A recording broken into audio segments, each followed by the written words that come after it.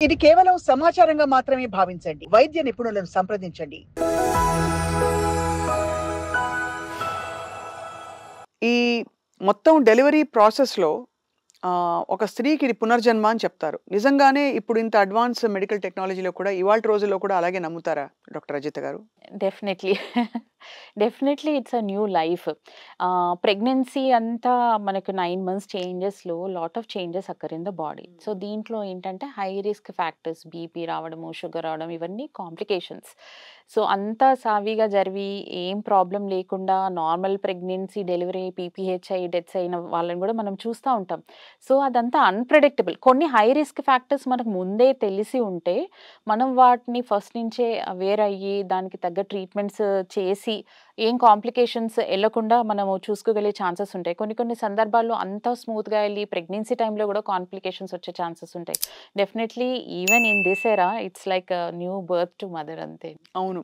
అందులో తప్పనిసరిగా 7 నెలలు దాటాలి. ఒక పర్వాలేదు సేఫ్ ప్రెగ్నెన్సీ అని చెప్పడానికి అని చెప్పగా యెస్. నేను చాలా సార్లు విన్నాను. ఆ!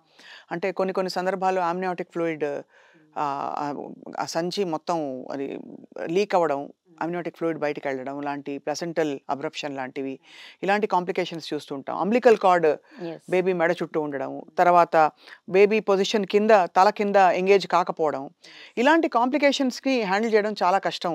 వాటికేమన్నా ప్రీడిస్పోజిషన్ పాథలాజికల్‌గా ఉంటుందండి? వీళ్ళకి ఇలా ఇలా అయ్యే అవకాశం ఉంది అనడానికి. లేదు అది సడెన్‌గా జరిగే పరిణామాలా? కొన్ని సందర్భాల్లో ప్రీడిస్పోజింగ్ ఫ్యాక్టర్స్ ఉంటాయండి. ఇప్పుడు సడెన్‌గా అమ్నియాటిక్ ఫ్లూయిడ్ లీక్ అయింది అంటే ఏదైనా already infections main reason for leak is infections. ఏదైనా వెజైనల్ ఇన్ఫెక్షన్స్ ఉండి ఉండొచ్చు ముందు నుంచే. సో, అలాంటి సందర్భాల్లో ఏంటంటే కొంతమందికి ప్రెగ్నెన్సీలో ఎక్సెసివ్ వైట్ డిశ్చార్జెస్ అంటే it will show like excessive discharge. So, అలా ఉన్నప్పుడు ఏంటంటే డాక్టర్ గారిని సంప్రదించి దానికి తగ్గ ట్రీట్మెంట్ తీసుకొని, సో, ఈ ప్రీటర్మ్ లేబర్ అవ్వకుండా పీఆర్ఎమ్స్ రాకుండా ముందే కొన్ని మెడికేషన్స్ అవి మనము ఇచ్చేసి అవాయిడ్ చేసే ఛాన్సెస్ ఉంటాయి. సో, కొన్ని సందర్భాల్లో ఇప్పుడు ఈ ప్లాసెంటా, ప్రీవియా ఇవన్నీ కాంప్లికేషన్స్ మనం అల్ట్రాసౌండ్ స్కాన్ ద్వారా డయాగ్నోసిస్ చేయవచ్చు. చేయవచ్చును. ప్లాసెంటల్ అబ్రప్షన్స్ అంటే బీపీ యూజువల్‌గా హై బ్లడ్ ప్రెషర్స్ ఉన్న వాళ్ళు అబ్రప్షన్ ఛాన్సెస్ ఎక్కువుంటాయి.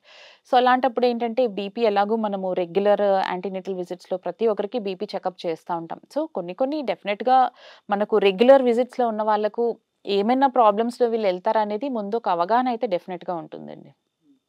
సో, మొత్తం మీద ఆహ్, ఒక చాలా సెన్సిటివ్ టాపిక్ మాట్లాడాలి డాక్టర్ రజిత గారు. హస్బెండ్, వైఫ్ ఫిజికల్ ఇంటిమసీ అన్నది ప్రెగ్నెన్సీలో అండ్ పోస్ట్ పార్టమ్ డెలివరీ అయ్యాక మీరు కామన్‌గా చెప్పే గైడ్‌లైన్స్ ఏంటి? ప్రెగ్నెన్సీలో అంటే చాలామంది అడుగుతా ఉంటారు. Can we be physically together అని చెప్పేసి. సో, ఇలాంటి ఏంటంటే ఒకవేళ ఏమీ కాంప్లికేషన్స్ లేవు మదర్‌లో. కాంప్లికేషన్స్ ఇన్ ద సెన్స్ కొంతమందికి ఫస్ట్ ట్రైమెస్టర్‌లో వెజైనల్ బ్లీడింగ్ అది అయ్యే ఛాన్సెస్ ఉంటాయి.